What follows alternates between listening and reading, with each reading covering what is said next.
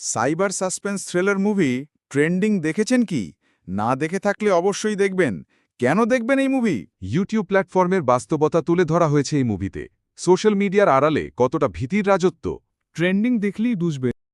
মুভির কেন্দ্রে দুই ইউটিউবার দম্পতি কালাইয়ার হাসান ও প্রিয়ালয়া কাজের আয় কমে যাওয়ায় অর্থ সংকটে পড়েন, একটি রহস্যময় প্রযুক্তিগত গেমে তারা প্রবেশ করে, যা শুধু জনপ্রিয়তা দিচ্ছে না, বরং ক্রমশ তাদের জীবনকে বিপদের দিকে ঠেলে দিচ্ছে। মানসিক চাপ, সম্পর্কের ফাটল আর ট্রেন্ডিং চাহিদার মাঝে তারা টিকে থাকতে পারবে কি?